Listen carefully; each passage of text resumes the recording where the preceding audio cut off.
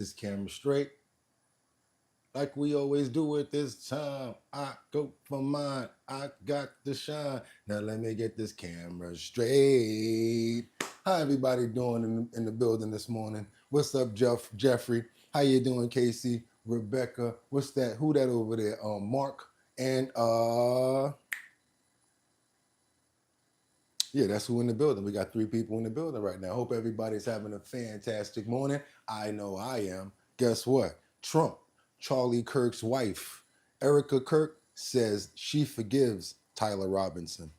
We're going to get into it this morning, you guys. Let me try to, There we go. And I'm almost ready. Let me see what we got here. Yeah, we're going to stretch it out. Yeah. I already hear the audio in the back, so I know we go with that, right? I see y'all already on deck and ready to go. It's Tuesday. We got to get up no matter what, right? And guess what? Let me see if homie almost ready to get it in. Not quite. Still got a little bit of tie time. Let's go ahead and get that together. Who else we just see? Who else we got in the building that just came, who pulled up? Hey, Casso. We got Batty Lynn up in the building with Mark Dorfman. I already said that. I hope everybody's having a fantastic one. I can't wait. You taking too long, man. You ready? Are you ready? Okay. I guess he wants me to tighten up a little bit. Let some more people come up into the building. Y'all know what it is. It's Tuesday. Our bottom line. Could have went anywhere. But the fact of the matter that you came here, I appreciate you. Now, what you want to do? Okay. Now we can start and see if he gonna be on point. Me.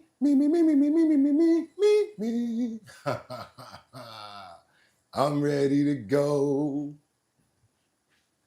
They're ready to go.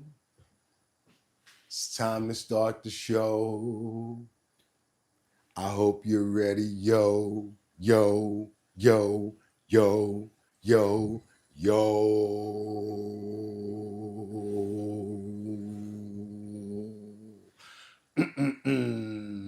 Wind it up. We got to wind it up. It's Tuesday.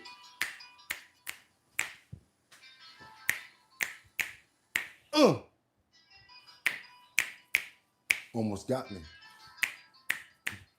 And yeah, we got the cold fingertips this morning, y'all. That's right. We got the nice cold fingertips on the eyes, waking up everything, you know. And sometimes it's hard out there. I got to let you guys know everything in the news is not always so good.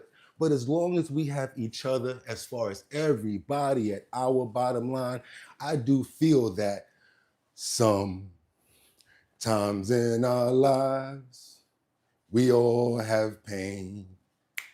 We all have sorrow.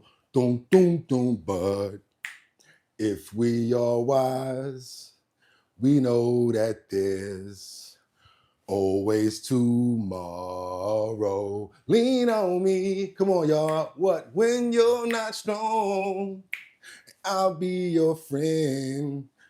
I'll help you carry on. I ain't trying to hit that note. For it won't be long till I'm gonna need somebody to lean on. You just call on me, brother, when you need a friend. We all need somebody to lean on. You smoke crack, don't you?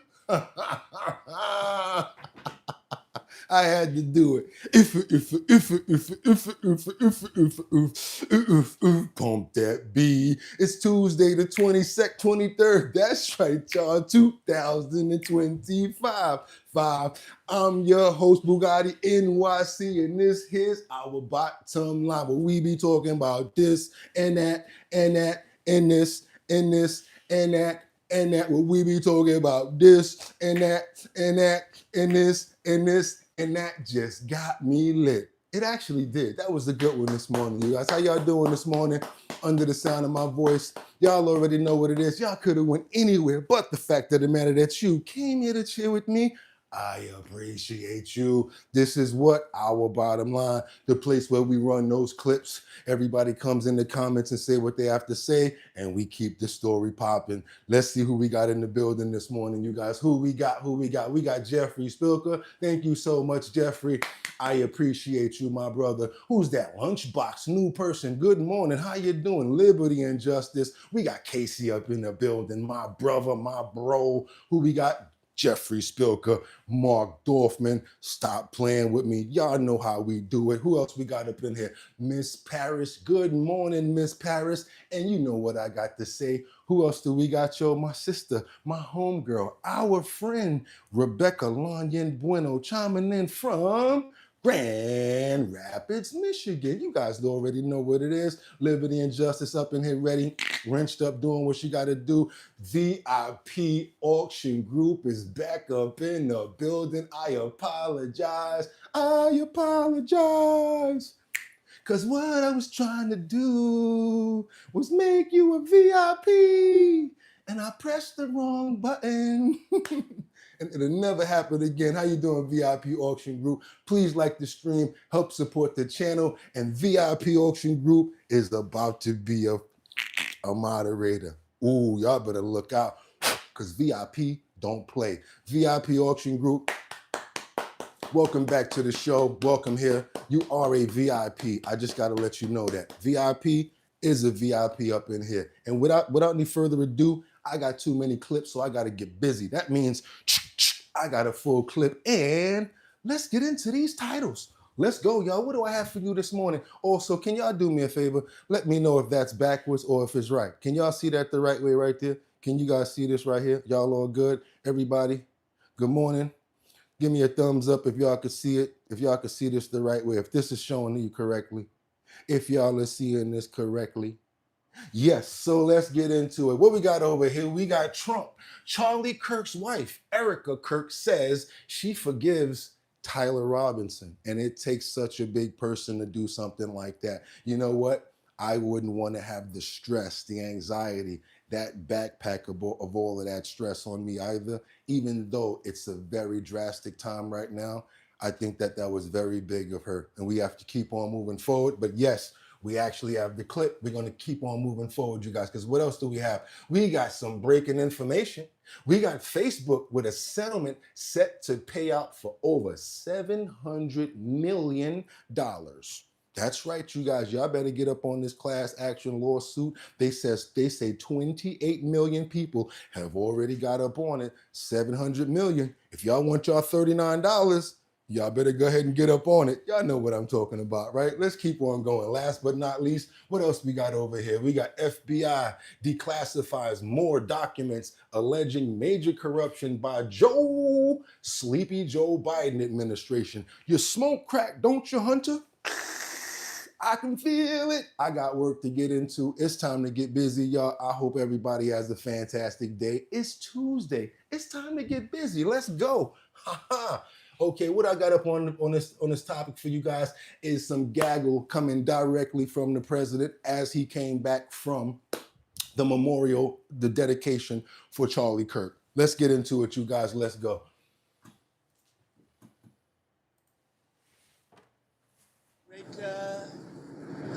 A great tribute to a great man, a great, wonderful guy. So I hope you liked it. You know, Doug, if you have any energy questions, we're ready. At the end of the ceremony, Mr. President, you and Erika shared a moment. If you don't mind me asking, what words did you have for her? I've gotten to know her over the years. She's great. You know, Charlie always used to say she's very smart. He would always say that. You don't necessarily say that about a lot of people, but he always felt she was. And she's got a good heart, and you know, she's got a shot at making it even more special if you think about it. She's going to do good. I think she's going to do a good job. That's a hard thing to do. You know, it's one thing to make a speech, but with that, for her to make that speech, because they had a really good relationship. Mr. President, I'm with Turning Point USA. We just want to say thank you for being there. Thank you for speaking, and we offer our deepest condolences because I know Charlie was a friend of yours. Well, that gentleman right there was pointing at you, and I like his question. So that means he thought you would, or make a statement just like you. They're married. Are you married? Yes. Congratulations. When did the ceremony take place? I was just wondering. He is. He's the best. I was just wondering because there are a number of spots in and around the White House that are named after specific people. I was wondering if you would be considering naming something after Charlie to honor his life. Yeah, there are different little areas. Yeah, I like that idea. But we're giving him, I think, even more importantly, the Presidential Medal of Freedom, which is the highest civilian.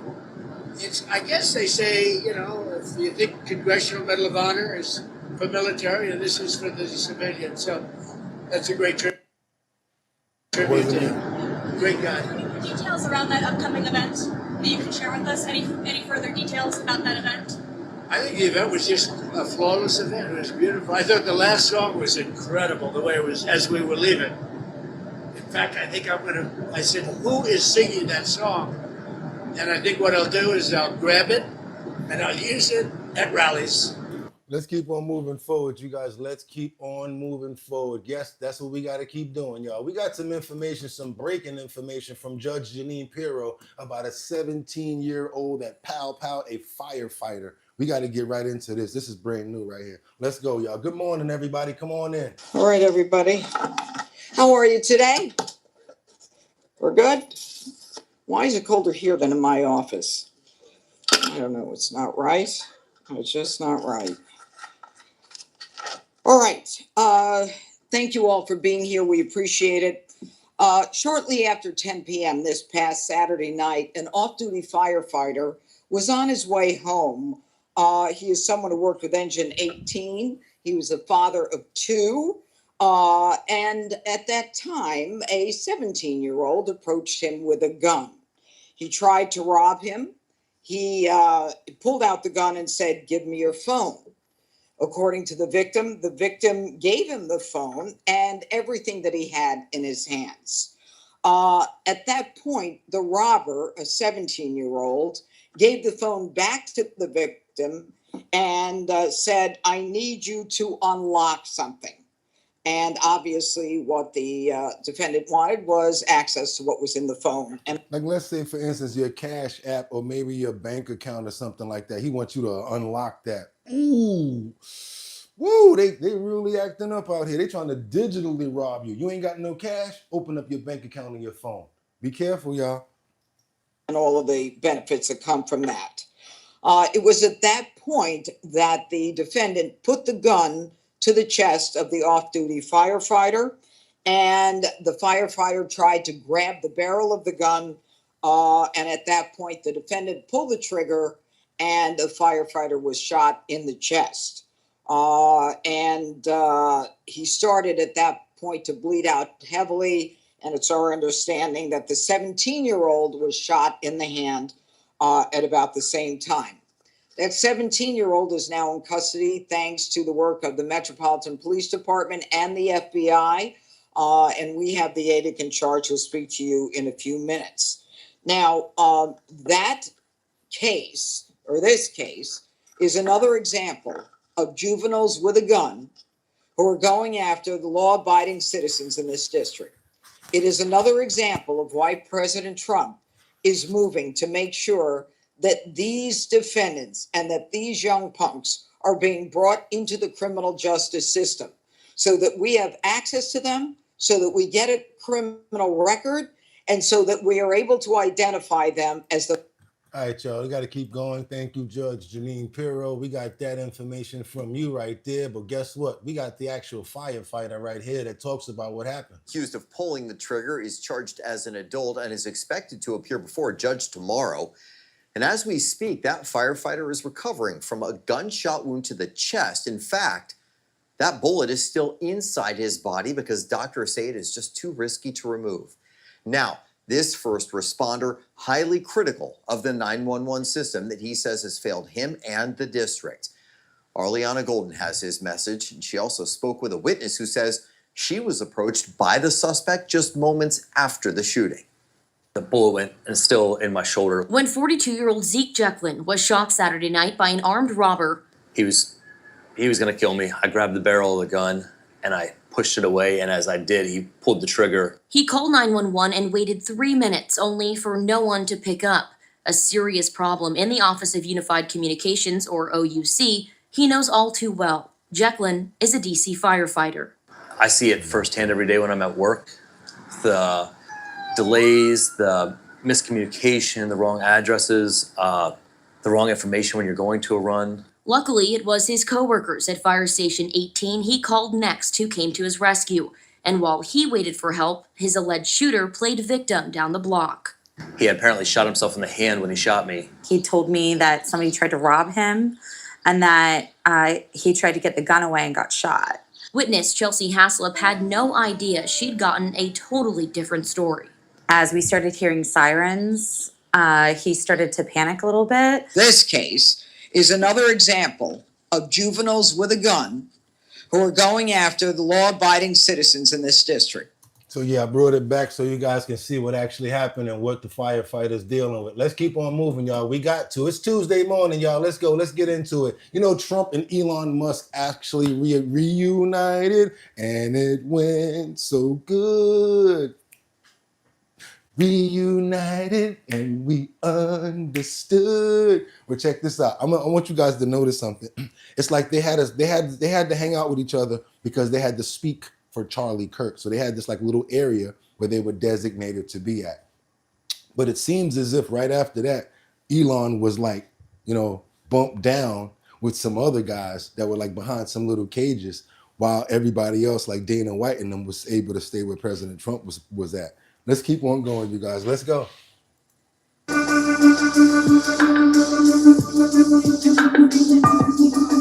So yeah, as it says, Trump, the lip leader Nicola Hickel told the Daily Mail that Trump started the conversation by talking about what they spoke about. They're gonna talk about what they spoke about.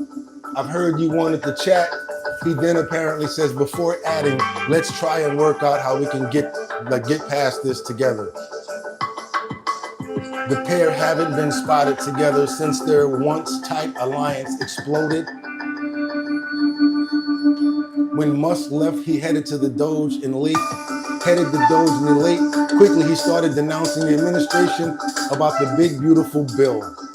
The tech tycoon started hurling a slew of insults, including calling Trump to be impeached for the new political party to challenge the GOP. Trump responded by threatening Musk's government's contracts and accused him of suffering from Trump derangement syndrome. Like I said, you see them hanging out up here and everything, right? So right after his speech,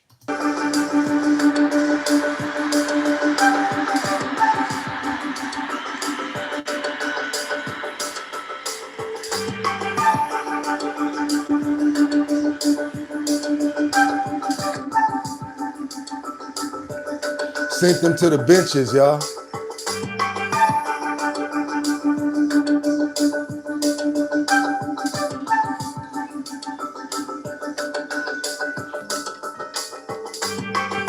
Dethroned. He down there with him while they up there chilling. Yeah, like I said, after that was all over, your boy got dethroned. Went up there, oh, can I speak to the president a little bit? No problem. But after that, dethroned. Keep on going, you guys. Let's go. Donald Trump Jr. impersonates his own father at Charlie Kirk's funeral tribute. What you guys think about that? Did you guys see any of the tribute at all from Kirk's memorial? Welcome, everyone. I'm not widely known for being a sentimental guy. Anyone who's seen me on social media knows I'm far more likely to crack a joke or get myself in trouble for posting some grossly inappropriate memes than I am to shed a tear. I know this because I've even gotten the call from that guy a couple times. You know, Don, you're getting a little aggressive on social media, Don. Relax.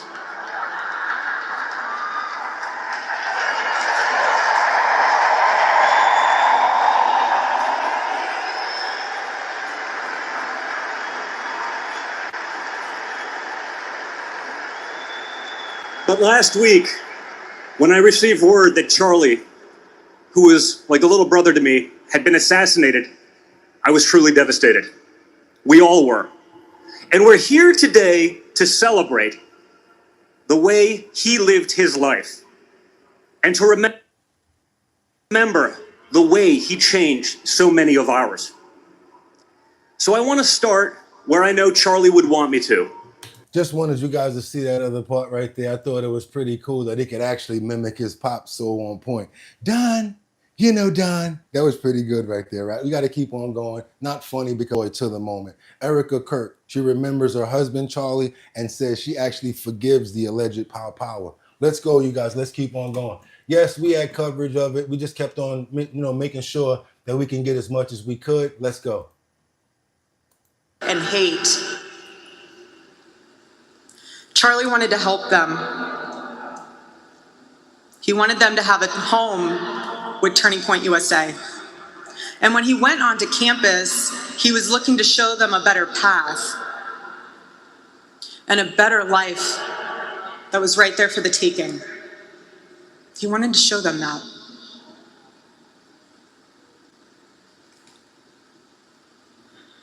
My husband, Charlie, he wanted to save young men just like the one who took his life.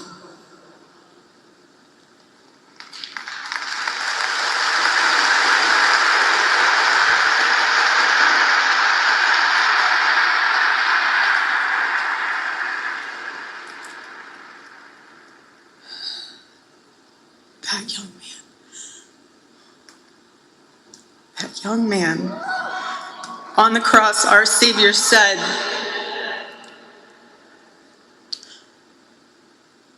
"Father, forgive them, for they not know what they do." That man, that young man, I forgive him.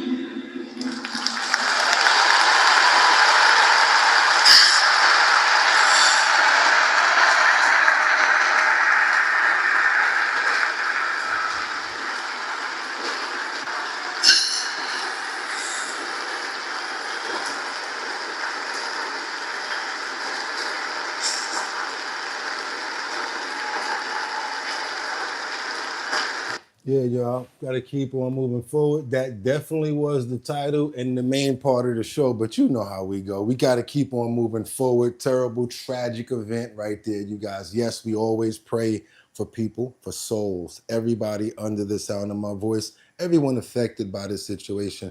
I have no bad things to say, nothing negative, especially when someone loses their life. We got to all come together in tragic events like this and try to find a way to have peace, love, and resolve. That's how I look at it. I say that in Jesus' name, amen. Hopefully everybody under the sound of my voice understands and agrees with me. Let's keep on moving forward, you guys, because we have some investigative. We've got some false and misleading claims that have been spread about this, about the powing. We got some in-depth information. We're gonna keep on rolling, following up everything that we can get. That's what we're gonna do, y'all. A flood of false and misleading claims has filled social media since conservative activist Charlie Kirk was assassinated last week at Utah Valley University. The reaction follows a well-worn pattern of misinformation seen after breaking news events when facts can be fluid. Let's take a look. Many users claimed that 22-year-old Tyler Robinson, the suspect in the shooting, is either a registered Republican or registered Democrat, but he is neither. Utah records say he is registered as a voter but not affiliated with any political party. His voter status is inactive, meaning he did not vote in 2 regular general elections after receiving a notice from his county clerk. Officials have said Robinson carried hatred for Kirk and ascribed to a leftist ideology that had grown in recent years, and that he may have been radicalized online. Other widespread claims misidentified the shooter prior to Robinson's arrest. Among those named was Michael Mallinson, a 77-year-old Toronto resident who told the CBC that before the shooting he had never heard of Charlie Kirk. Mallinson bears a resemblance to a man named George Zinn, who was filmed after the shooting being dragged away handcuffed by 2 officers. The Utah Department of Public Safety said that it initially took in Zinn as a suspect in the shooting, but that he was later released and charged with obstruction. The statement said that Zinn has no current ties to the shooting. Other Misinformation has presented old photos and videos as recent footage and made additional false claims about Robinson's background, among other allegations. We have people that feel that have, everyone has their own personal feelings about this Charlie Kirk situation. I try to stay out of it because, oh, you're saying this, you're saying that. Only thing I really subscribe to is I don't like when people get powed and they lose their life. That's what I really have to say. I really don't like it, and I don't care who it is. I stay away from people that are like that too, that want an incident doing things like that, because next thing you know, you might be the one that they pow. I'm serious. Keep on moving forward, y'all. We're gonna go over to St. Louis with this Charlie Kirk City Council meeting. They declined to honor the slain race. They declined to honor him, and they call him the R word. And I'm gonna have to let them say that, because I'm not gonna say these words. Other people on all sides have their own opinions, and you know how we do it over here. We play everybody's part. At noon tonight, the St. Louis County Council voted against a resolution honoring the life and legacy of conservative political activist Charlie Kirk. It came after a spirited night of debate as residents packed the county council chambers in Clayton. Fox News' Max Deeknight joins us live from the county headquarters. Max, a lot of passion on both sides of this debate. Yeah, Mandy, surely that's right. People really did pack those county council chambers this evening. Those in favor of the resolution really felt this was more about protecting and promoting the freedom of speech, while those against it felt this was an inappropriate way to elevate someone who was not an elected official. A packed crowd in Clayton Tuesday night as the St. Louis County Council considered a resolution honoring the life and legacy of Charlie Kirk. Passionate residents on both sides of this issue made their voices heard. Charlie Kirk gave me my voice. He taught me it was okay to think a little bit differently than other people. This resolution being requested is more of a dog whistle than something well-deserved. To honor this request is to violate the tried and true criteria for such a resolution. Out of all the times for us to come together and say that shooting a man in the neck is wrong, this is the time. Charlie Kirk lived by the sword and he died by the sword. Charlie Kirk is the biggest scumbag on the face of the earth. Republican Councilman Mark Harder introduced this resolution. He says it's meant to honor Kirk's legacy and promote freedom of speech and condemn political violence. Violence of any kind, political or otherwise, is not to be tolerated in this country. The St. Louis County chapter of the NAACP, though, condemned the resolution, saying while they condemned the violence that ended Kirk's life, quote, Mr. Kirk's public record is defined by rhetoric that undermines civil rights, dismissed the struggles of marginalized communities, disrespected African American women, and spread division. The Ethical Society of Police also condemned the resolution, saying in part, quote, taxpayer-funded agencies should not be in the business of legitimizing hate, disinformation, or political extremism. Everybody has their side. Everyone has their opinion. I know one thing. They had some terrible audio. They need to get their audio together. Do your boy a favor and double tap that screen if y'all appreciate the content that you're getting right now. Also, hit that notification bell so that you know when we on 6 o'clock most of the time. Also, if you have not already subscribed to the channel, why not? Come on now. How do I hit the likes? Hit that bell, those 3 dots right there. Boom, right? Hit those 3 dots and then hit the like. Also the notification. And then give me all the money in your pockets. I'm lying. Don't do that. I got some coffee in the kitchen. It's cool. But what I would like for you to do is get those likes up right there. Let's try to get those likes up to make the ends justify the means and let more people get over here. We got to keep on moving forward right now because, yeah, I got some in-depth, deep dug information that I want you guys to remember. I keep on bringing up her right there because she's the last one of the people that we got to make sure that we keep on bringing the information out about. I'm talking about the snake in the grass, the sneaky lady that said, I don't know Mr. Epstein like that. I just work for him. Yeah, okay, Ghislaine. Yep, want to keep on making sure that you guys remember the snake, the Medusa, that she is. The Medusa, yeah. But I wasn't in the indictment. So I wasn't mentioned. I wasn't even one of the co-conspirators. I obviously wish I'd never met him. You know, looking back now, I probably wish I had stayed in England. Maxwell also addressed the infamous photo of her, Prince Andrew, and the Duke's accuser, Virginia Giuffre. What's the fate? I don't believe that. I don't believe it's real for a second. In fact, I'm sure it's not. There's never been an original. And further, there's no photograph. And I've only ever seen a photocopy of it. I don't believe it happened. And certainly the way as described would have been impossible. I don't have any memory of going to tramp. Certainly not in the outfit that I would have worn. Her stories have changed so many times about what happens, when it happens, how it happens, with different versions. And each time she speaks, there's a different version.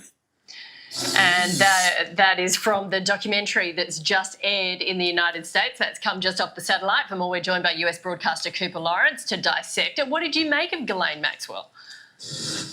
You know, it reminded me of nobody taught me how to curtsy and I didn't inhale. There was a lot of this evidence that came out during the trial that suddenly she's like, no, it's fake. I mean, during the trial, they showed her that photo and she said, yeah, that's me. That's my apartment. I recognize it. And, you know, it was one of the things that indicted her. Now suddenly it's a fake photograph. So I think there's a lot of revisionist history that she's giving us. And I didn't realize she was such a good actress because I don't know about you guys, but it just all seemed like, a big acting job to me. I didn't believe a word she said. Yeah, she said she wished she'd never met Jeffrey Epstein and meeting him was the biggest mistake of her life. What do you make of that comment? Okay, Nat and Kashi, I have to say, duh. I mean, if she'd ever met him, she would have either found somebody else to glom onto and she'd be in some other prison for some other reason. Of course she wishes she never met him because she was madly in love with him. You know, if you go back and look at some of the early Vanity Fair articles from 2002 about their relationship, she was obsessed with him. He was not interested in her, and she would do anything for him. But at some point, when you realize you're doing criminal things, you need to walk away. The fact that she didn't, she was a woman with agency. She had a lot of friends around her. She was a socialite. She could have very easily walked away. So it seems like she enjoyed the relationship and she enjoyed basically being his pimp. Yeah, she's serving 20 years for child sex trafficking. Do you think anyone will look at this interview now and believe what she is saying? Nor should they. No, I hope not, and they shouldn't. And there's a lot of people that feel that 20 years isn't enough because she ruined a lot of very young kids' lives for the rest of their lives, and she needs to be held responsible. So, unfortunately, 20 years, I think, is the maximum. Yeah. Why waste another summer not loving? This is an old clip, too. It is. I want you guys to see this because I don't want you to forget who this person is. It's an average of 80 summers in her life. But, there'll be civil suits, I'm sure, as well. And, there should be no sympathy for her whatsoever. She is not a sympathetic character in this story. Cooper, how did this interview happen anyway? It just looks like she's on a Zoom call. Is that a Monet painting behind her? She's got a screensaver behind her, the whole thing. How did this come about? She's meant to be in prison, locked up, and the key thrown away. Yeah, well, the same way that I'm not really in front of the Brooklyn Bridge here, as you know. I think it was just specifically for the documentarian. I think that they just, they got some allowances. But she is there with the lock and key. But the reason, think about it. You're sitting there every day thinking about everything you've done. You're dying to tell your story. You're coming out in 20 years, so you want to try to make a clean break of it. And you start to lie to yourself after all these years. She's not a mentally healthy person to begin with. So God knows what she's telling herself. Has she been paid for it? Yo, when she said, just like I'm not in front of the Brooklyn Bridge right now. Oh, my God. I got to keep on going, y'all. We got to. I took too much time on that one. We got to get over to Trump. He's talking about he got testy after a reporter got over a little bit nasty with a question that they're calling nasty, and he cuts to another insurance program. Let's go. What is it, Jeff? My question is about leucovorin. You mentioned that as part of your plan. That is also a chemotherapy treatment. Have you been in touch with the drug companies to increase production about that? I'm going to throw in my follow-up at the same time. Dr. Oz mentioned that this will be available with CHIP, children who are on CHIP. But the big beautiful bill reduced funding for CHIP and Medicaid by $1 trillion over the next 10 years. Are you concerned that will impact your ability to get this drug out? I'll explain it to you in a second, but please go ahead. Thank you. Thank you. Leucovorin is not chemotherapy, but it is a vitamin given with chemotherapy sometimes. And the idea here is that the folic acid receptor in the brain is blocked by some antibody response. It might be 20, 40, 50% of kids with autism. And leucovorin will bypass that blocked receptor. And that's why so many doctors are probably seeing so much clinical improvement on kids with leucovorin. Production. Yeah, we've been in touch with the companies, and they are prepared to ramp up production. And we actually talked to them about a month ago. And on your second part of your nasty question, the number is that the great big beautiful bill, which is the greatest, I think one of the best things ever passed in the history, with the tax cuts and regulation cuts and all of the things it does. No tax on tips, no tax on Social Security, no tax on overtime. All of it does. It also gives $200 million, as just explained by Dr. Oz. And I'd like you to explain that, Doctor, to exactly what you're saying. The Big Beautiful Bill actually increases Medicaid spending projected over the next 10 years by $200 billion. There's also a $50 billion Rural Health Transformation Fund, which will allow a lot of these programs to get in the rural parts of the country that the president and Congress are handing to governors to start distributing. Those grants have already gone out. The money will be allocated by the end of this calendar year. And I want to point out that the ability of NIH to do research that feeds and hands the ball to the FDA, which then can change labeling to allow Medicaid programs in states to fund this program, will ensure that the things that President Trump and Secretary Kennedy desire are financially affordable for the families around America. You mentioned CHIP. That's why I asked that question. You mentioned that CHIP would fund this for children. Well, most of the kids are on Medicaid, probably 43% on Medicaid, another 8-10% on CHIP. And all the programs in general are being evaluated. Most of what the One Big Beautiful Bill was seeking to do was to remove fraud, waste, and abuse. But the programs themselves should stay financially intact for the people for whom they were designed, and in this case, for children.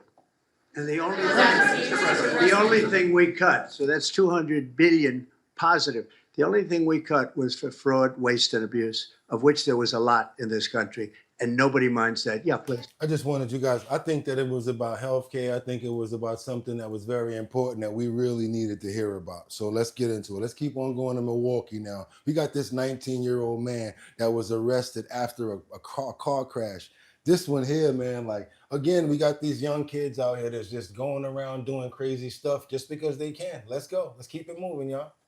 Milwaukee police have 2 teenagers in custody in connection to a chase and crash that killed 3 members of an innocent family. Terrible. The violent crash happened Tuesday near 35th and Vliet. The stolen car police were after T-boned another car carrying West Allis mother Claire Moo and her 2 sons, 15-year-old Carla Cree Moo and 21-year-old Moonay Tao, killing them.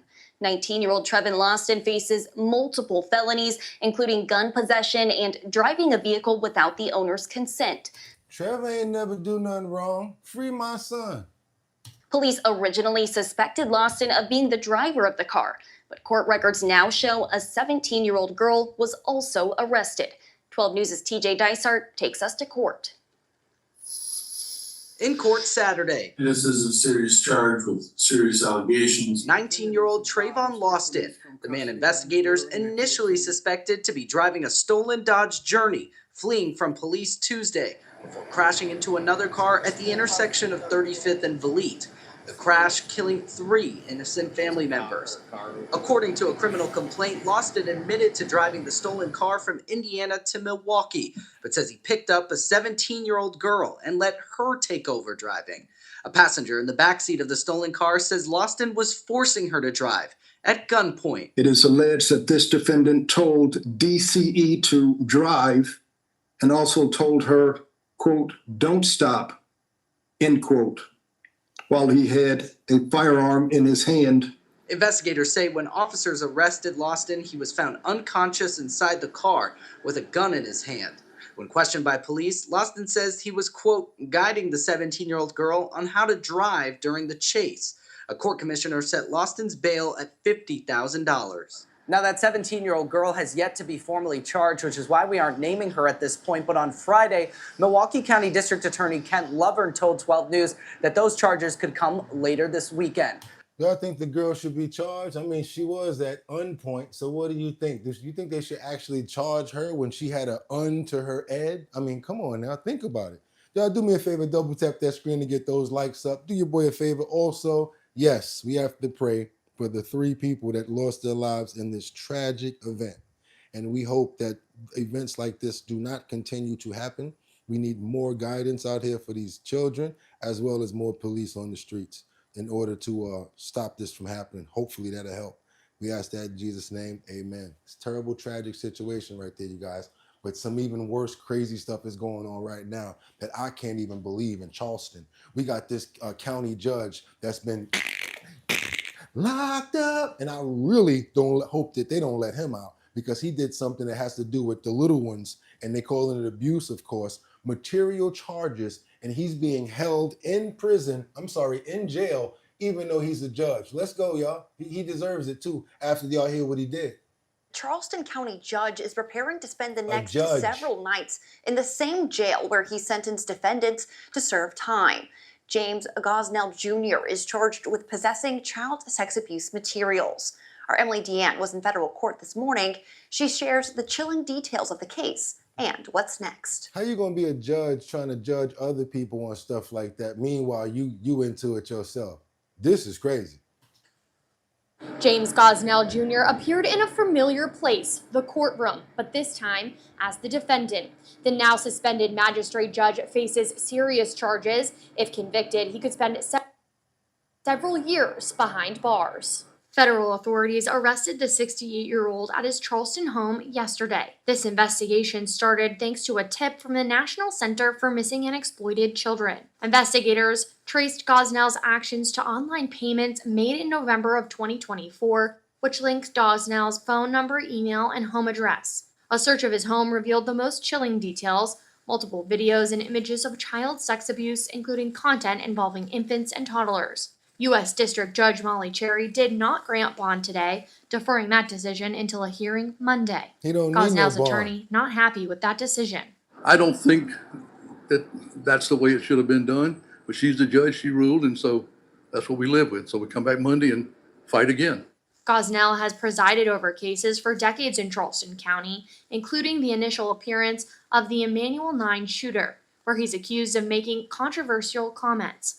His attorney is concerned for his safety in jail. He has been the bond judge on some of the cases of inmates that are there. He's been the preliminary hearing judge on some of the cases that are there. He's issued warrants for some of the people that are there. So there are all sorts of potential problems. Yeah, like a whole bunch of people that's locked up now that's gonna want to get out because they're gonna say that he wasn't the right type of person to be judging them in the first place. So now you're gonna get a whole bunch of probably missed trials, whole bunch of people that want to bring their case up, whole bunch of appeals on the grounds that they judge is a freakazoid, especially if they got something to do with the same type of thing. I know if I was a lawyer, I'd be like, yeah, let me get on this. I got to get all my clients up out of there. What y'all think about that? Double tap that screen to get those likes up. And if you have not subscribed already, what you waiting for? Let's keep on moving forward right now, because now we got to get on over to Wisconsin. Don't they make cheese over there? Okay, we got the most wanted, Cesar Silva Gutierrez. He's been arrested, you guys. Check this information out right here. I guess he's one of the most wanted in Wisconsin. Well, guess what? They got him. Cesar Silva, Fernando Diaz, and Amelia Gutierrez. They are believed to be on Milwaukee's south side right now. Diaz has a tattoo of a bird on his shoulder and a skull on his left hand. People accused in an armed robbery are on the run tonight. Investigators say they used Facebook Marketplace to find a target and steal a truck. Fox 6's Ashley Sears shows us the evidence they left behind. It's a popular place to buy and sell, from furniture and toys to cars and trucks. But posts here can attract unwanted attention. If they're willing to do this kind of act in the city of Racine, I'm sure they're willing to do it elsewhere. In June 2024, one ad listing a truck on Facebook Marketplace became the target of some people who investigators say never intended to buy it. Cesar Silva made arrangements to meet. They met in Racine. They did a test drive. I never used Scott Facebook Keelan Marketplace is an officer with ever. Racine It's Police too janky. and part of the I U.S. never Marshals use it. Task Force. He says Silva, along with Fernando Diaz, Amelia Gutierrez, and another person, met up with the seller. When they got there, Cesar remained in the car with Amelia, and Fernando Diaz and the fourth suspect went for a test drive with the victim. U.S. Marshals say Diaz took the victim's cell phone and threw it out the window, then pulled out a gun. He tells them, I need the money. Don't do anything stupid. I will shoot. Investigators say they drove around Racine discussing plans to head back to Milwaukee when they got stopped in traffic. That's when the victim opened the door, ran off, and called police at a nearby gas station. Based on their criminal history and prior police contacts, we do know that they're involved in a lot of illegal activity. The stolen truck was found the next day, and a juvenile was arrested. Diaz, Silva, and Gutierrez were charged and have been on the run ever since. They kind of disappeared after that. Fernando and Caesar both have active warrants in addition to the armed carjacking. Diaz has recognizable tattoos on his arm, hand, and behind his ear. Investigators believe the three are on Milwaukee's south side. I highly recommend they turn themselves in, face the consequences for their actions. Milwaukee, south side, y'all. Y'all better be careful out there. Be careful out there, y'all. Be careful out there in Milwaukee. They ain't playing, huh? Do me a favor, double tap that screen to get those likes up. We got to get on back over to Washington, D.C., where we got this hearing, a clash between Brandon Gill and, is that Muriel, on free housing for illegal aliens. Ooh, yeah, they about to get it on right now, y'all. It's about to be a little fight happening right now. Here we go. Them for public health. Do you think that giving housing, free housing to illegal aliens is an appropriate use of taxpayer tax money? dollars? We think if it keeps people off the streets, then we have to keep people off the streets. You agree with giving your residents tax dollars and using them to give subsidized housing for illegal aliens? But Mr. Gill, we also didn't agree with the governor of Texas or Arizona busing people, tricking them to come to our city. And it's we not, didn't agree not with that surprising either. to me because you're It ain't going the way he thought it was, huh? also funding NGOs that support free housing for illegal aliens. And I hope you And would they're agree lobbying for that that. You're other using tax governors dollars shouldn't to provide- send people on Right, buses that NGOs don't that are have any lobbying to housing give to our city. free housing for illegal aliens in your city. That makes your city less Ice, less baby. safe. I want to move on. In May of 2024, and this was referenced earlier, there were some major pro-Palestinian protests and sit-ins at George Washington University. This was during final exam season. They were terrorizing Jewish students. They were doing it for weeks. It was a major problem. The police were called in and you stopped them from doing their job. Why is that? I didn't stop the police from doing anything. It is illegal for them to block a roadway. We've got the law right here. It's unlawful for a person alone or in concert with others to obstruct or incommode any street avenue. That's exactly what they were doing. And you refused to allow police to clear them out. Why is that? That's incorrect. Why would you stop? Clear the record then. I never stopped the You didn't police. stop them. No, I did not. You didn't stop them. Would you like to explain what happened? Why police never cleared out this roadway? Police did clear roadways. They were there for weeks. Police cleared roadways. They were there for weeks. Actually, terrorizing Jewish they were students, and this was probably in your on city. private property, not on the roadway. No, they were on public roadways. No, they weren't. Terrorizing. Yeah, it got kind of hot over there, y'all. Like, I'm surprised Nelly ain't pop out like, it's getting hot in here. Look at the fire. So take off all your... It was getting hot up in there, right? I told you it was going to get hot, a little bit hot up under the collar. Let's get on over to Virginia real quick because this Thunter deserves whatever he get.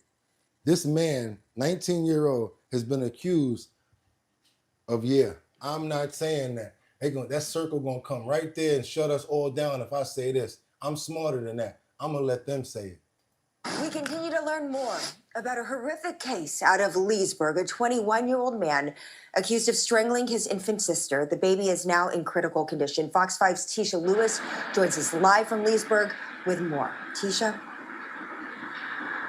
Well, this is a tough case, even for seasoned law enforcement. We're here outside the Leesburg Police Department, and that's the message that they are sharing tonight with Fox 5. Leesburg police say the baby girl remains in critical condition. Fox 5 did obtain court documents saying that when investigators arrived to the scene, the baby girl had a white charging cord like the one that I am holding around her neck. Police identifying the suspect as 21-year-old Alaya Mejia Alvaro. He's the victim's brother.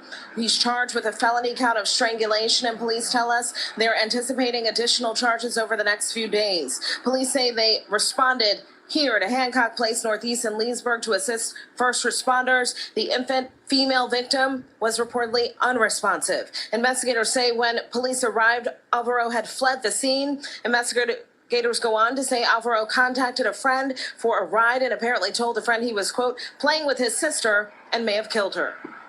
It was very scary about it. I don't know what to think of it, and it's just heartbreaking. It's really hard to believe something like that would happen. Really don't know what to make any sense of it, to be honest with you. It's kind of horrible, kind of scary, actually, more than anything else. That's the biggest thing. I hope the kid's okay. I really do. I hope the little one's all right. This person requested to remain anonymous, citing concerns for their safety. He was Really hard to listen to those details, Tisha. And what else have you been able to learn about what happened, what took place inside this house? Well, this did take place inside a residential neighborhood. We did go to the address listed in court documents for Alvaro Ayala. When we arrived, there was a gate. There was also a makeshift lock on the door to that gate. Right now, he is being held without bond. His next court appearance is November 13th. He need to throw him under the jail or let everybody in there know exactly what he did, or they should have let him out and let the people in the community deal with him. We're going to pray for the soul of for the little girl. She's in critical condition right now, so we're going to hope that she can pull through and have a 100% recovery in this. We ask that in Jesus' name. Amen. We're going to keep on moving forward, you guys, because Facebook, that settlement that I told you guys about, is here. Payouts begin as much as you can get. So you guys better go for it. Facebook, y'all, they paying up to, what is it? They paying out $700, what's that, $1 billion? I hope y'all can get some of it. Let's go. Facebook will soon begin issuing payments to millions of users. This is all part of a $725 million settlement over claims, really, that the social media platform misused some of the user data. And joining us now to talk about this is Dahlia Saper with Saper Law. Thank you so much for being with us today. Thanks again for having me. It's always fun to be on. I know, and this is one of those stories that anytime we post it, anytime we tell people that you may be getting paid from anybody, no matter if it's Facebook or whomever, people definitely start reading that article. What happened in this particular case? So this is a long-standing class action lawsuit that involves the allegation that Facebook was kind of cavalier, essentially, with the way that it allowed third parties to use their API in order to manipulate that data, use that data for a purpose that was not fully disclosed and authorized by the average Facebook user. And it really all came to head with the Cambridge Analytica firm that used and hired developers to extract a lot of detailed information about people on Facebook in order to manipulate political campaigns, or again, harvest that data for a purpose that was separate from, hey, Facebook needs your info in order to make Facebook function. Okay, now let's cut down the head because this is a long interview. Let's go. Let's cut down Different ways these social media platforms affect our lives and could really invade our lives in a way that we may not expect or want. There are new ways to sabotage, namely using social media, whether it's using fake accounts or soliciting fraudulent donations. Or yes, there's always something novel and interesting happening because of, I would say, social media's ubiquity. Yeah, I think we'll be talking to you again because there's a lot to talk about. Attorney Saper with Saper Law, thank you for being with. But I did want you guys to know that even if you try to go for that class action lawsuit, there are so many people that are going to be a part of it. Your max that you might get is about $38 or $39. So is it worth it? Let's keep on going, y'all. Let's keep on going. We got a situation from yesterday, a follow-up story. How we always say, we're going to follow up on that story. Well, guess what? I kept my word. Milwaukee. Remember those 6 kids that was locked in that storage unit? Yeah. Well, the parents just got locked up and they ain't letting them out. Come on, y'all. Let's go. The parents got locked up. And y'all ain't gonna believe where they was at when the kids was in the storage unit. And the way that they was having these kids in these conditions, It's horrible. Let's go. Children found padlocked inside a storage unit in Milwaukee. Yeah, this is a heartbreaking reality. The new images behind us really showing those conditions. Investigators describe them as horrific. Within the hour, the mother and father now charged, appearing in court. They're identified as Charles DePriest and Asia Zelinsky. Now, 12 News, Kendall Keys live at the Milwaukee County Courthouse. All right, Kendall, very alarming details here. The mother told investigators the children had been living inside the storage unit for a month and a half. No electricity, no running water. Right, Deanna, someone heard the couple's infant crying inside the storage unit and called 911. That's when police and firefighters broke the padlock and found the 6 children living in deplorable conditions. Now they're in the care of Child Protective Services and their parents are in jail. StoreSafe Self-Storage at 27th and Silver Spring offers secured units for people to store belongings, furniture, cars, equipment. But in the early morning hours Tuesday, someone heard a baby cry from inside a unit and called 911. Police are on scene requesting a forced entry. They believe a baby is locked in one of the storage lockers. 12 News there as Milwaukee police and firefighters entered the unit. Inside, 6 kids, the youngest 2 months old and the oldest just 9. Officers say the children appeared to be asleep. The 5-year-old telling a detective, "We're not supposed to be loud." Photos from inside show the cramped quarters, a twin mattress and a beat-up sofa. Investigators also photographed a bucket used as a toilet. Detectives describing the smell in the unit as so putrid they could not remain inside, even with the garage door open. The only light these poor children had to have was the crack of light that came through the bottom of the garage. We have your children stating that they had no food, that the only food they found was from the garbage. A criminal complaint. No, she had absolutely no tears coming down her face at all. She was just doing this, y'all. That's all. No tears, not one. Charges parents, Charles DePriest and Asia Zelinsky, with multiple counts of child neglect. Shame on Ma'am, do you them. understand those charges and the potential maximum penalties? Yes, ma'am. Investigators found the parents sleeping in a Ford Expedition in the parking lot with their dog.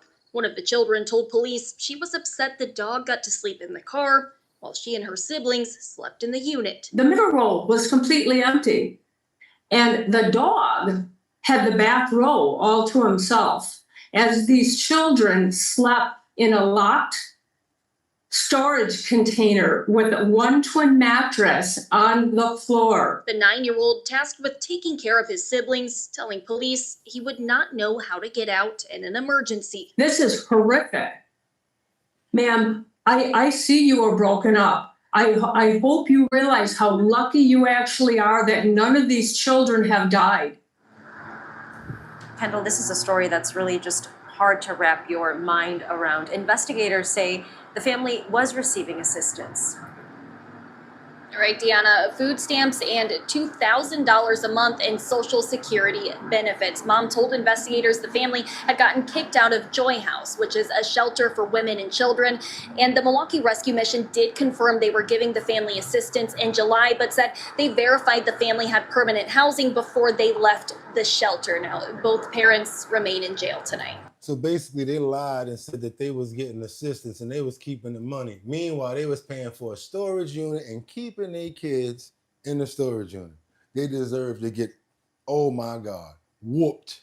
And we gonna pray for them kids that and hopefully they don't have to go through anything worse being in foster care because they had some terrible parents.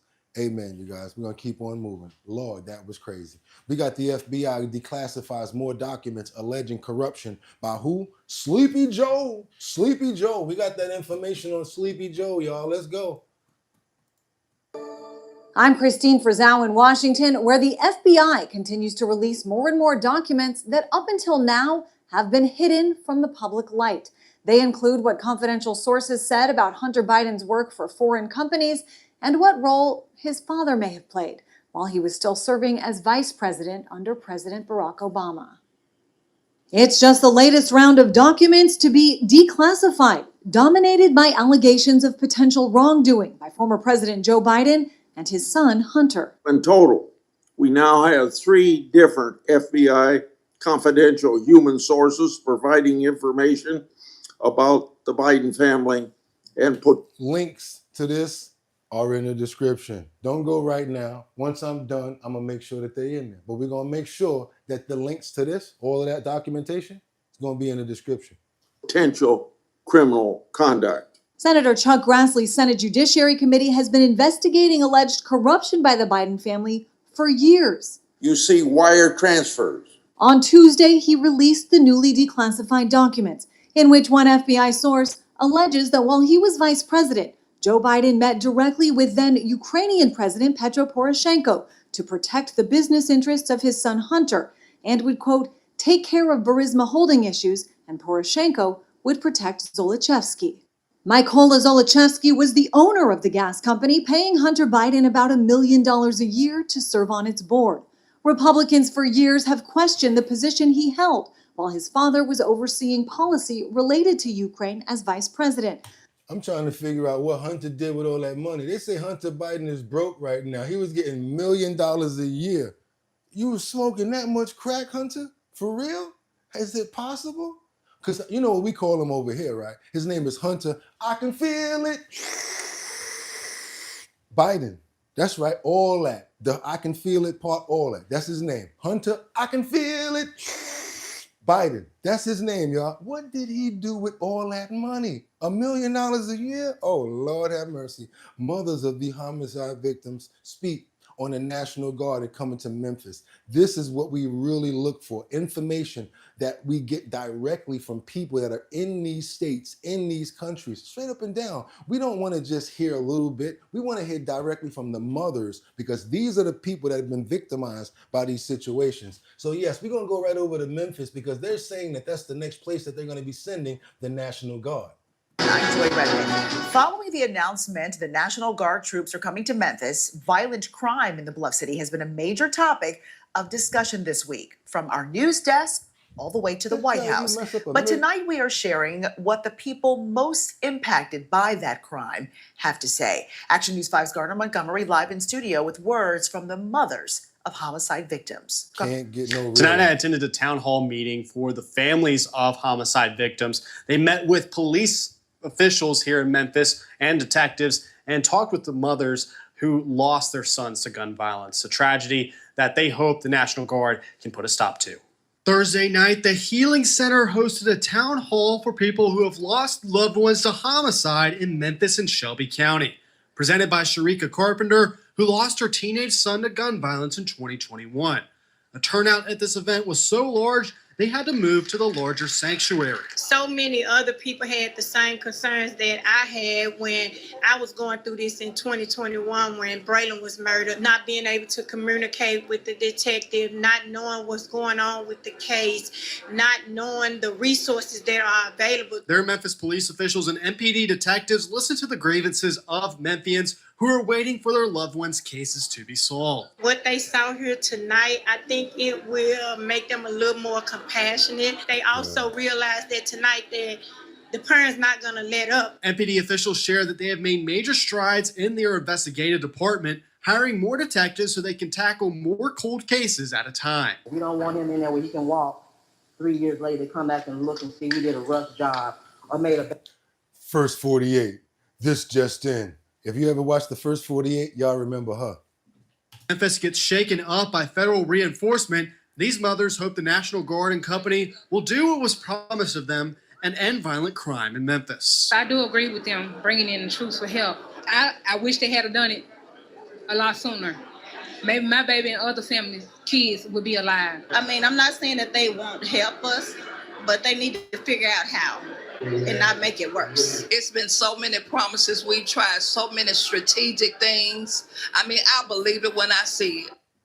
Yeah, guys, so That's what's going on in Memphis right now. And again, I love when we get the actual mothers or the people's accounts that actually have to deal with these situations instead of just hearing it from, you know, the news broadcasting and, yeah, we talked to this person, or we feel this, we feel that, or the government officials that don't want the National Guard to go there. Now, I'm not saying that they can't get their thing right without the National Guard, but it doesn't seem like they have. And maybe they do need some more help and some more resources within the police department. I think that's what they've been crying about right here. Do your boy a favor, double tap that screen to get those likes up, because we about to keep on rolling, y'all. It ain't over.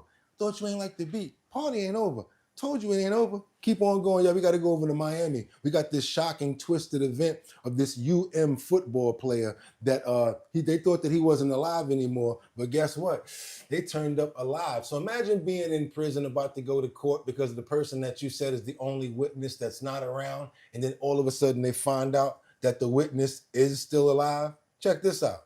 Huge twist in the murder of a Miami Hurricanes football player. Just before the murder trial for Brian Pata is about to start, a key witness is found who police thought was dead. Local 10's Isabella Martin joins us live right now with how this makes a lot of changes for this trial. Yeah, well, a witness prosecutors once told the court was dead is very much alive, and that's raising many questions just weeks before the murder trial.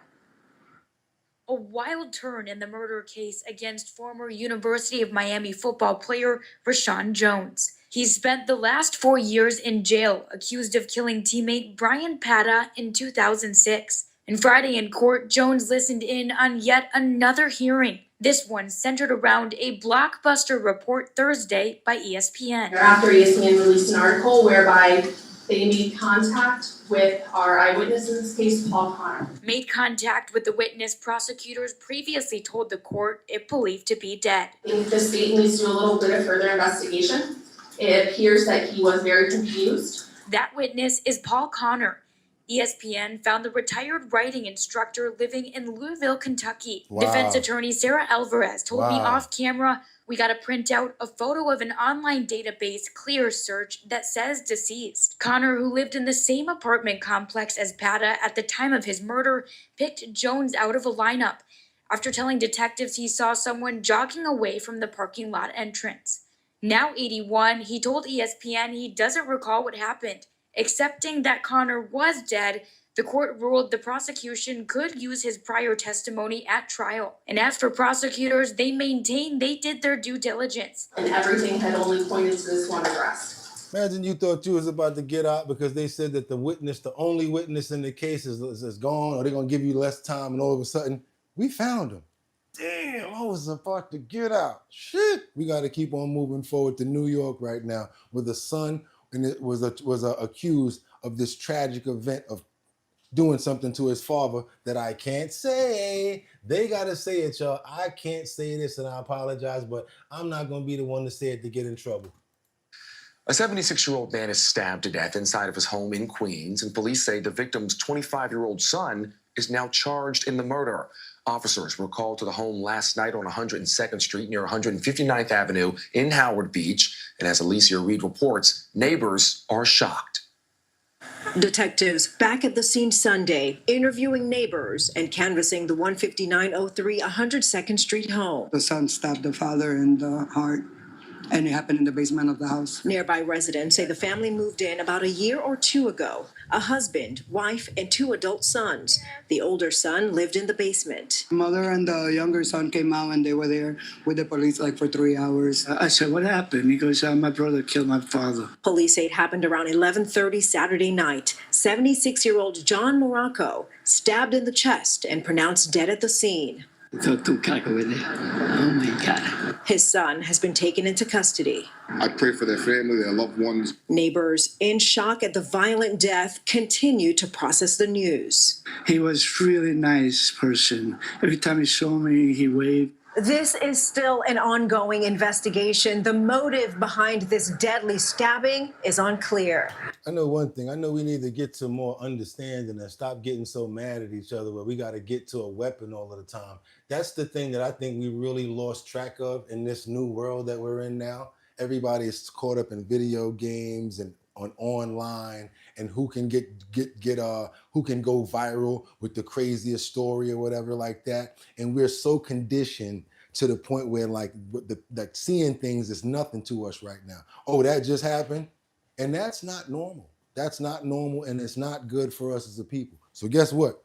We're going to get to some better stories, and we're not going to keep on looking at stuff like that. Let's see if we can find something better to look at that don't got so much negativity into it. I'm going to see something right now. I don't want to watch that. We're not going to get into that one. We ain't watching that one neither. This one might be a little funny. Okay, let's check this out. Details about another illegal immigration operation at a taxpayer-funded construction site in Baldwin County. You guys might think I'm cruel for this, but it's not a bad one. It has to do with ice, baby. Doom, doom, doom, doom, doom, doom, doom. Yes, in Baldwin County, like she said, another taxpayer-funded location. My thing is this. Ain't y'all smart enough to know not to go those sorts of places to do construction, especially if they're taxpayer funded? There's a possibility that they might roll up on y'all. Come on, y'all, get better. According to FBI Mobile, 8 people were arrested with an extensive felony criminal history. And get this, for the first time, federal agents went to the site after the general contractor on the project asked them to. You know why? Because the general contractor, he got mad. He said, yo, all these people over here taking my work. I can't put my people to work because all of these people undercutting this contract. And he made the call. Check this out, y'all. Let's go. Our Natalie Williamson is live in the studio with the reporting now. Natalie, you spoke with the president and the vice president of Rolling Construction, who is the GC on this project. Yeah, I did, Lenise. Seth Smith and Chase Boyce tell me they've seen federal agents swarm construction sites all across Baldwin County. And they say they didn't want a chaotic raid to happen at their site. Instead, they wanted it to be safe and organized. It all went down at the future home of the Baldwin County DA's office. Tonight, 8 illegal immigrants are in custody after federal agents moved in on another taxpayer-funded project in Baldwin County. It happened after the general contractor asked the feds to come to the construction site. FBI Mobile tells me one illegal immigrant arrested had an extensive felony criminal history. One had prior deportations, and another was an unaccompanied minor. A bystander taking this video of federal agents surrounding the future home of the Baldwin County District Attorney's Office. So they had the nerve to be working at the district attorney office on top of that. This morning, witnesses of the operation say it was calm, unlike other 2 publicly funded projects that federal agents swarmed in Baldwin County. The first happened at the new Gulf Shores High School, and the second at Loxley Elementary. Hell yeah, come on with it.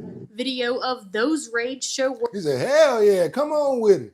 Workers trying to get away from the feds, some even using a rope to get off a roof. While President of Rolling Construction, Seth Smith, and Vice President Chase Boyce didn't want to go on camera, they told me safety in the workplace is a top priority. You know why they didn't want to go on camera, right? Y'all do know that, right? Because anything that they say can be used against them liable in court. Because first of all, what you got them doing there working? Huh? Why are they working? Yeah, they can get in trouble for that because, you know, that's the new law, right? We got to keep on moving forward, you guys, because Trump describes his conversation with Elon Musk himself. So we don't have to figure out, oh, wonder what they were saying when they were up there, when they were shaking hands. Guess what? Trump's going to tell you himself. Check this out, you guys. Where we at with that? I don't want no more controversy. No more controversy. Let's keep it moving, y'all. Let's go. Yeah, let's go there. Mr. President, everyone's saying that Charlie brought you and Elon back together. Is that true?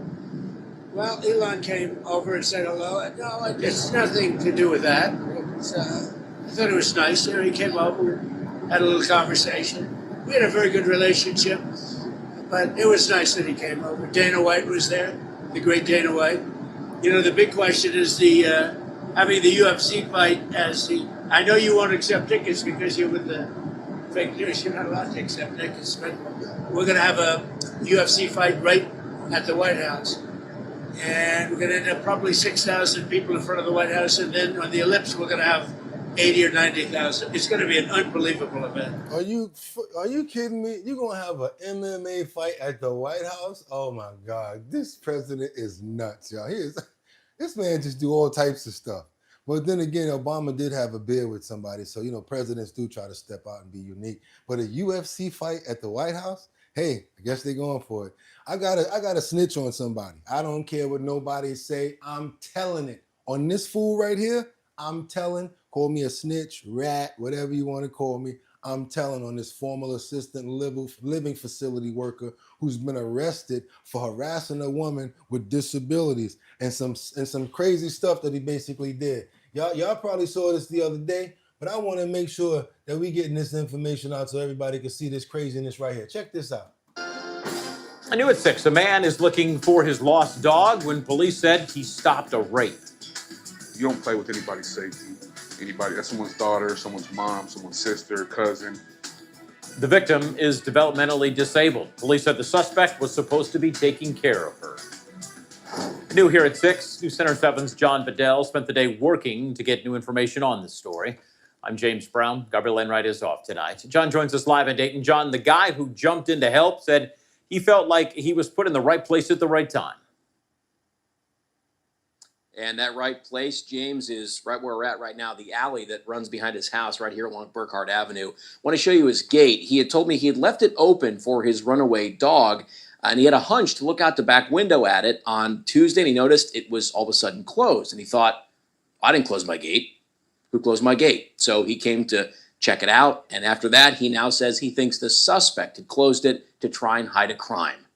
On our walk down his back alley, Travis Underwood told me he's been looking for his dog, Picasso. My dog ran away.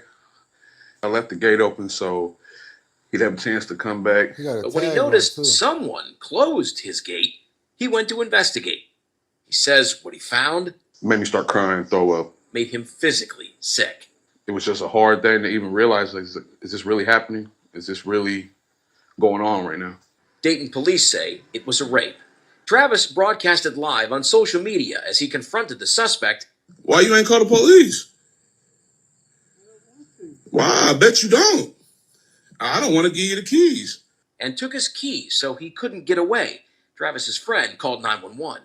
The victim, a woman in a van with several developmentally disabled adults in it. Court documents say she requires 24-hour care and is a GraceWorks Lutheran Services patient.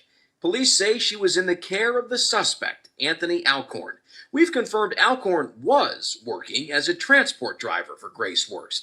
The agency helps adults with developmental disabilities. GraceWorks told us they fired Alcorn immediately. The court has reviewed the pretrial screening report, the public safety assessment report. A judge told Alcorn Thursday he's facing charges of rape, kidnapping, and gross sexual imposition. Travis's neighbors are praising him. I've been here 18 years now, and everybody says what a bad neighborhood, but I have good neighbors here. They watch out for each other. Travis says he was just doing the right thing. And she couldn't even protect herself. You got to look out for people that can't defend themselves. Go, Travis. The judge told Alcorn this afternoon he needs $500,000 to get out of jail. If he comes up with that money, the judge said he'll be on house arrest with a GPS ankle monitor. He pleaded not guilty to the charges today, and 2 of his family members told me no comment. Of course not. We're live in Dayton tonight. I'm John Bedell, News Center 7. Of course, they don't want to have no comment, and they don't want to have nothing to do with him. But Trevor, woo, salute. And guess what? They need to look in to see if he did anything else. If he's been working there 9 years, he ain't just start doing that right now. He did not just start doing that right now. And there was people in the van. And I hope he get Picasso back. I hope Trevor gets Picasso back, you guys. What y'all got for me in these comments? We got DJ Mott.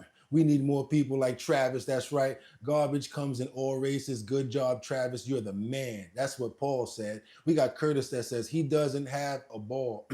What we got? We got Mad Hatter that says Bugatti, go back to mugshot. It's Joe Biden. Okay. What else we got? We got Travis says Casey. I hope we got Katie Johnson back. Let's keep on moving, you guys. Let's keep on moving. That's crazy right there. I can't believe a story like that is going on. Let's keep on moving right now to this man that barely dodged the out of control speeding car. Woo, God was with him on this one, y'all. I want you guys to check this out right here. Let me know what you think about this. He barely missed it. I got to open up this screen right here, and I'm telling you, God is good. I'm going to just tell you guys right now. I want to know if y'all know what to say when I say that. God is good. But put it in the comments. God is good, and y'all say the other part of it. Let's go.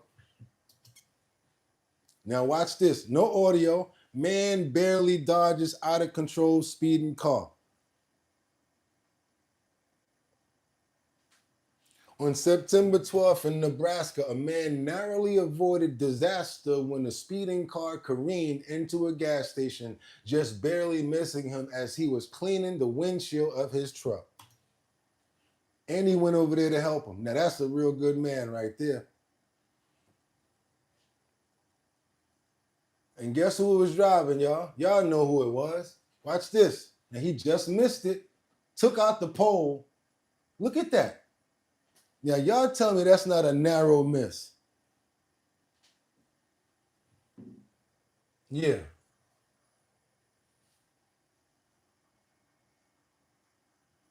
The whole scene right here. The truck pulls out. He goes over to the other side. He comes down and get the windshield cleaner.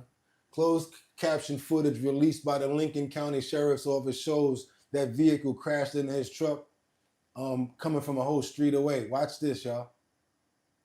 And the timing was just crazy. Like God was definitely with him on that one right there. Come to find out, I'm waiting for them to get to it. Hopefully they go ahead and tell us who this was so that I can get you guys the rest of the story. Let's speed it up. Here we go. Johnson escaped with a minor leg injury while the driver was hospitalized with minor injuries and was later cited for reckless driving and multiple other violations. By the way, the driver was a 19-year-old and he had a girl in the passenger seat, I think. Yeah. So yeah, he narrowly missed. Yeah, that would have been bad right there. Would have been bad right there. If you would have stayed on the other side of that truck, it would have been bad for you, buddy. Trust me. Wouldn't have been good. Let's keep on moving forward now, you guys. Let's keep on moving forward. What I got for you here is, nope, nothing bad. No more bad stuff for the day. We're going to keep it moving. We're going to keep it moving to something that Cat Dad would have probably liked. We got these two cats. They watching Tom and Jerry. I love to watch animals watch TV. I've really gotten into watching animals watch like The Lion King because I watch them watch TV, kind of like this.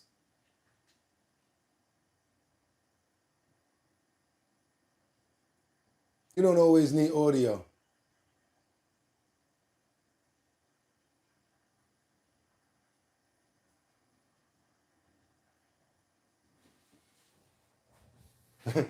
Look how into it they are. Look how into it they are.